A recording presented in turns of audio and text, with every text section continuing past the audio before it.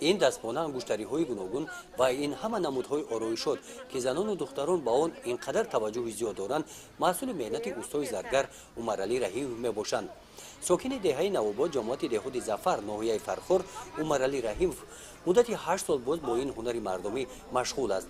توسط همین هنر موقعش را در جامعه پیدا کرد.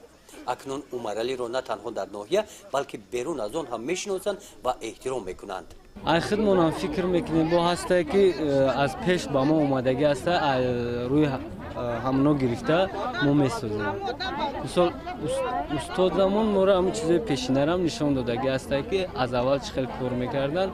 مثلا ما با توری پیشتر هم کار میکنیم و زمانوی هم کار میکنیم. در آزمون ناحیوی فستیوال هنرهای مردمی تحت عنوان هنر بهتر از زر بود که در ناحیه فرخور دایر گردید همراه عمرعلی از جماعت شهرک و جماعت‌های دهات هنرمندان زیاد اشتراک نمودند.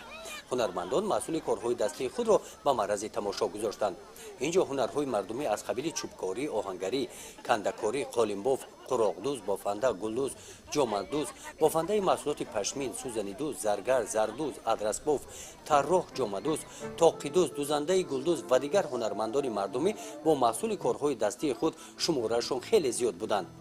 میدان مرکزی شهرک فرخور در این روز با رنگ‌های سبز و سرخ و سفید طبیعت نوروز و فصل زیبای سال بهار را انعکاس می‌کرد. امروز هر یک چهاربینی که می شود چهره های نوی هنرمندان دریافت کرده ایستاده است و امروز در هر یک دهه و ده کرده هنرمندان با تعداد 4000 این زمان در ناحیه به قید گرفته شده است که فکر میکنم که این شماره تا زیر به پرگی به انجام نرسیده است، چون که هنرمندانی که هستند که در خانه به کار خانگی مشغول هستند و ما کوشش کرده ایستادیم که همه اینا را در هر یک جماعت به مرکزها جلب نماییم. کمیسیای آزمون جهت معین نمودن اشتراک کنندگان برای دریافت جایهای یکم، دوم و سوم از حساب مسئولین مقامات اجرایی حکومت دولتی ناحیه و تشکیلات مؤسسه‌ها و هنری هنرمندان بهاگذاری نمودند.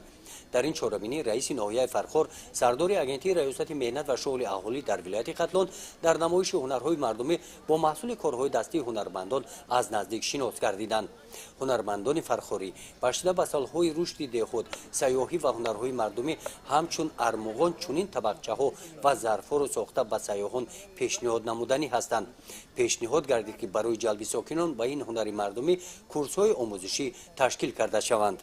در سال جاری که این زمان 4 مرکز هنرهای مردمی در نزد جماعت‌ها تأسیس داده شده است، در 6 جماعت دیگر در مجموع در هر یک جماعت یک عددی مرکز هنرهای آموزشی برای هم هنر مردمی و هم هنرهایی که امروز برای شهروندان بیکار لازم هستند تأسیس دهیم و به این واسطه جوانان بیکار را به هنرآموزی و کسب آموزی جلب نماییم. در این چهاربینی از جانب شعبه اگنتی مهنت و شغل اهالی در ناحیه فرخور یارمارکای جایهای کاری خالی برگزار گردید.